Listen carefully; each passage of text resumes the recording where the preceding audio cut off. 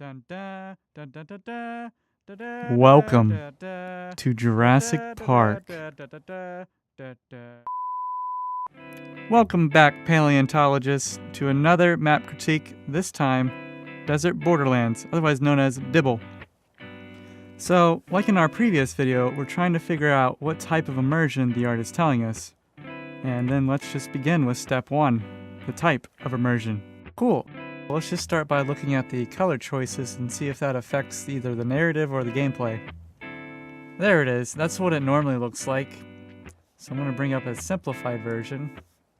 They're definitely going for an oasis feel. There's kind of this sandy donut. And then we have our oasis in the center. So that's telling me that's definitely leaning towards narrative. We also have some little anomalies that are not necessarily the same theme as, say, sand. Up here in the top right is a scorched area.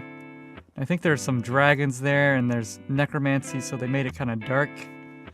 Over here on the left, I don't know why it's a little mixed green, but there's a little river in there. There's some waterfalls over here. And lastly, there is lava keep that is differentiated a little bit. It also has like a scorched black area and a little bit of lava here and there. Otherwise, everything's this beige, sandy color. The tower down here was differentiated a little bit. Super. Okay, let's look at the values and see if they tell a similar tale. It looks like they are saying a similar story. We have our frosty, white, sandy, vegan donut. Then a mid-tone gray for the center. Darkish grays up top and top right.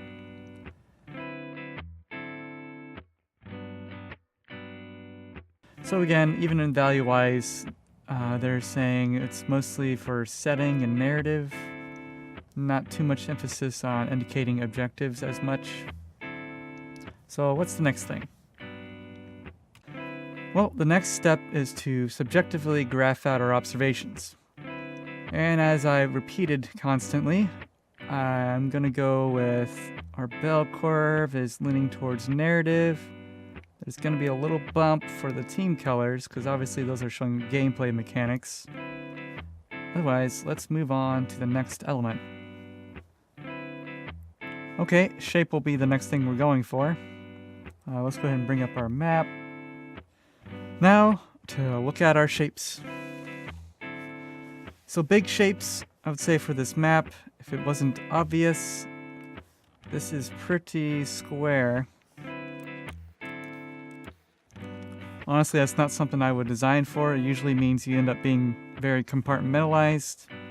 And I say this because things start looking very, very boxy.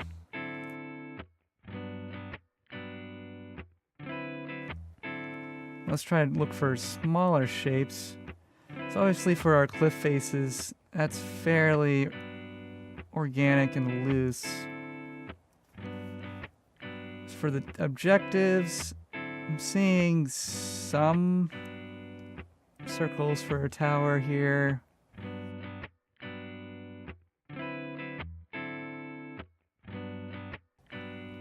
Okay, so what does this tell me?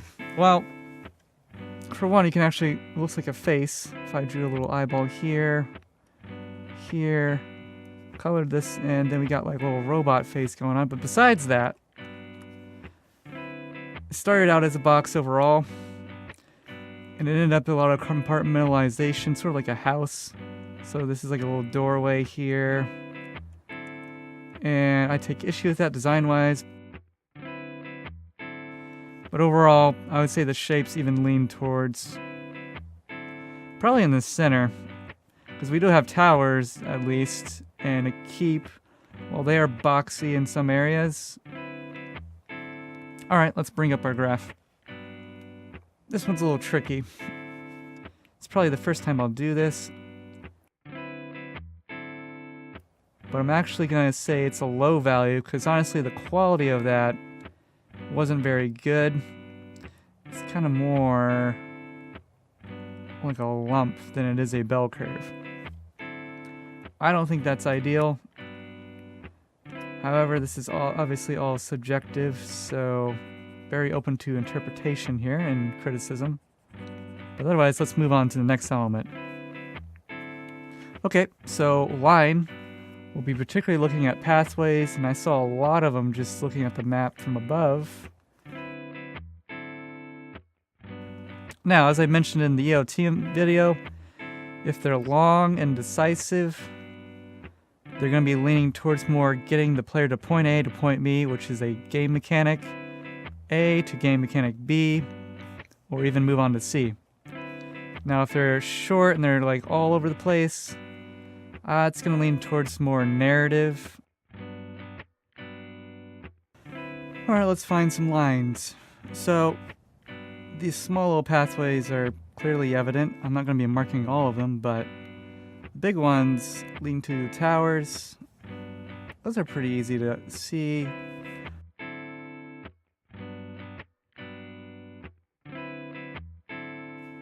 I think that's about it. Let's zoom out and see what we got.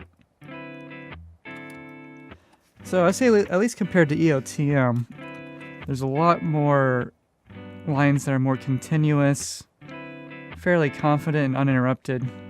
Obviously down here we have like a squiggle, but a lot of these lines are pretty long, and that's kind of a good thing because that leans more towards mechanics, which is interesting. So around the keeps we got smaller pathways to go through, shorter distances I mean.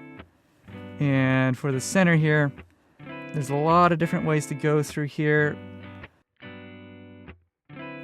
Otherwise, I would say let's move on to graphing this. So let's get rid of this hot mess.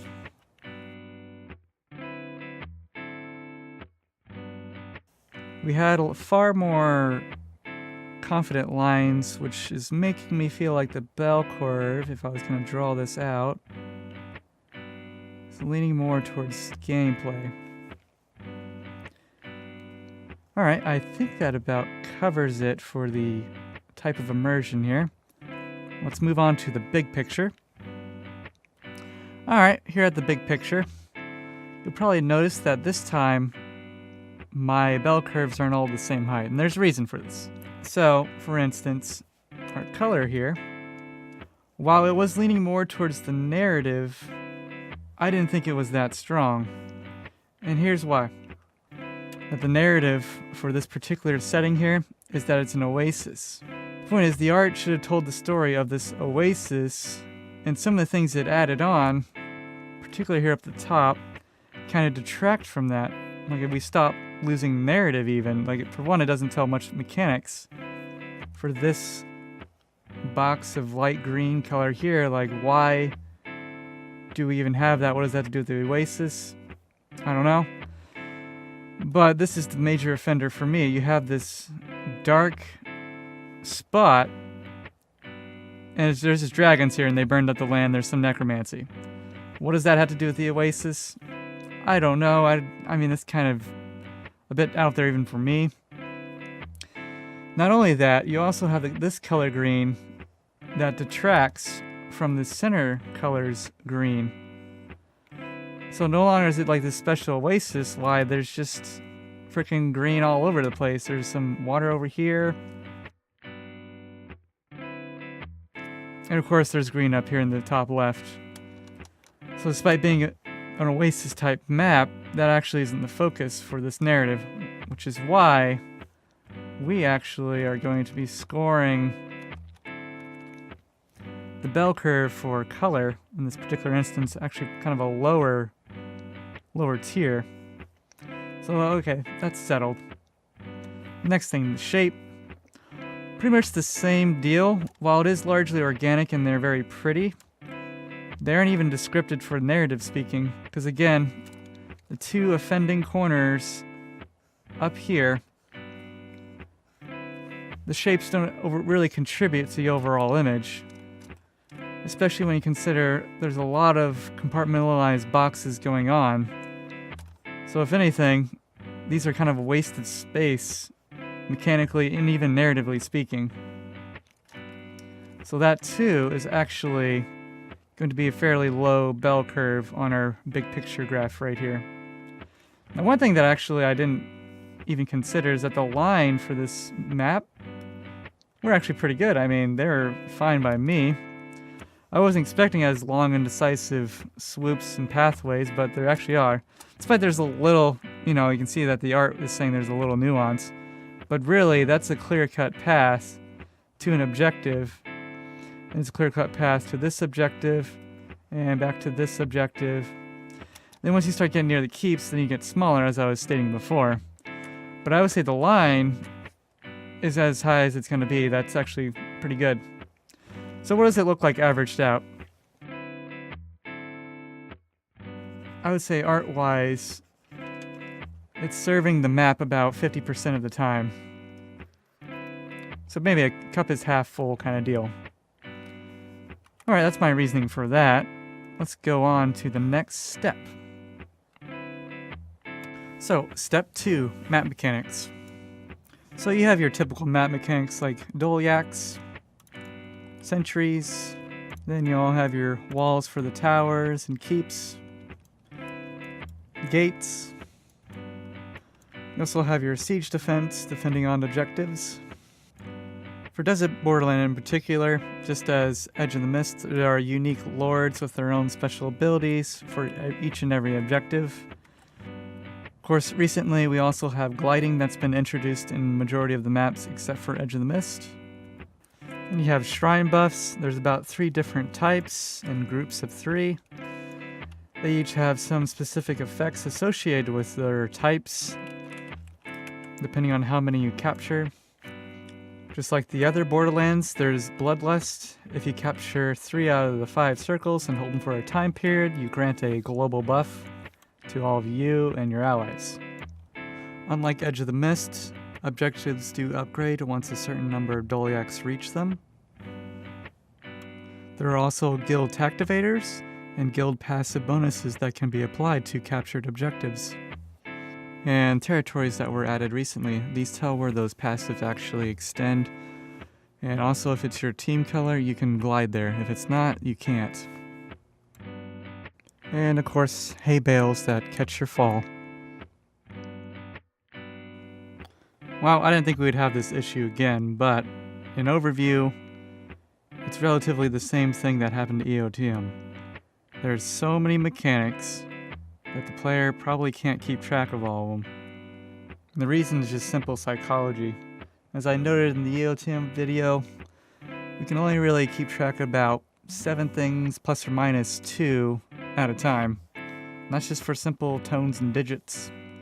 Throwing salt on the wound, some of those mechanics are actually additions from feature creep updates, like your territories and your gliding.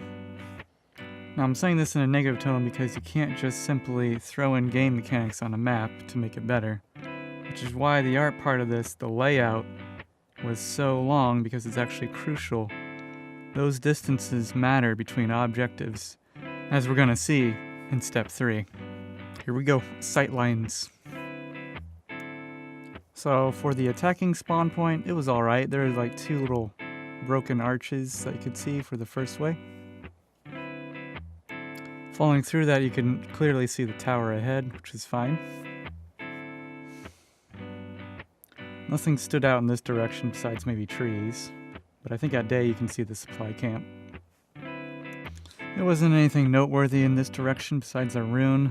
There is a bridge that links back to the tower, which might help guide you there. But the one spawn side I have an issue with is the defending side. I mean, you spawn, your first impression is a bunch of exit portals, which, yeah. No, I mean, that might be nitpicky, but moving on from that. Of course, when you exit, you get a view of 2 nice pathways. So, as far as sightlines go, I didn't have issues seeing objectives, but rather it was their distances, particularly in the towers that many have noted before me. So take this tower in particular, there's this random viewpoint I can see of the Scrit and the hero point. Keep in mind this is like in the top left of the map.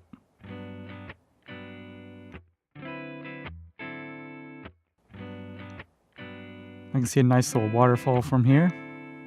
No objectives so far though.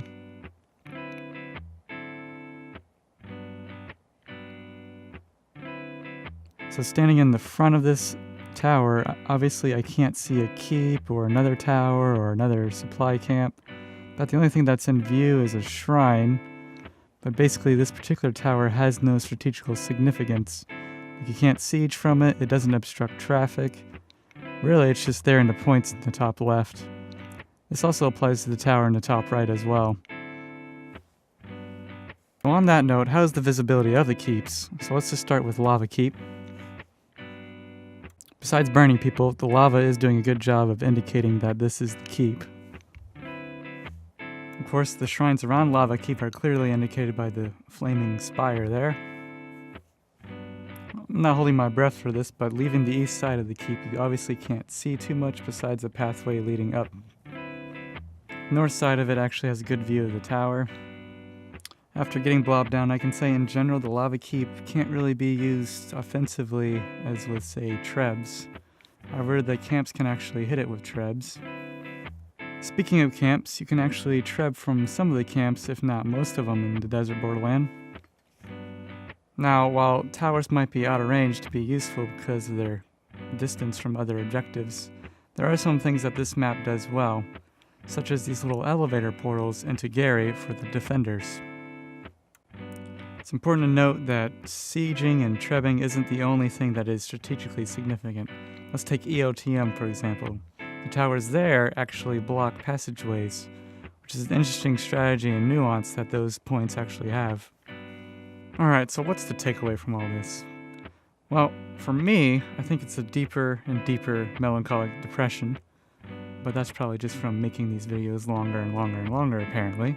I can say for Desert Borderland, the art from moment to moment looks great, but on the big picture, if you pull all the way back, it could use some work. It's too compartmentalized, and that led to some issues of waste of space.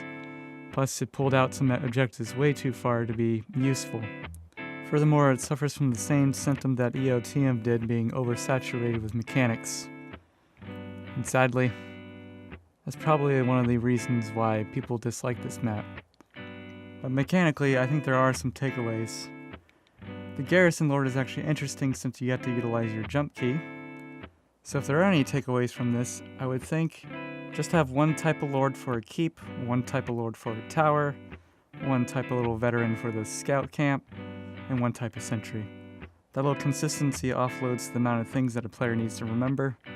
The same idea could be applied to shrines, as I didn't really actually list each individual shrine, because it would have taken up even more space on that list, effectively reducing the immediate learning curve for this particular map.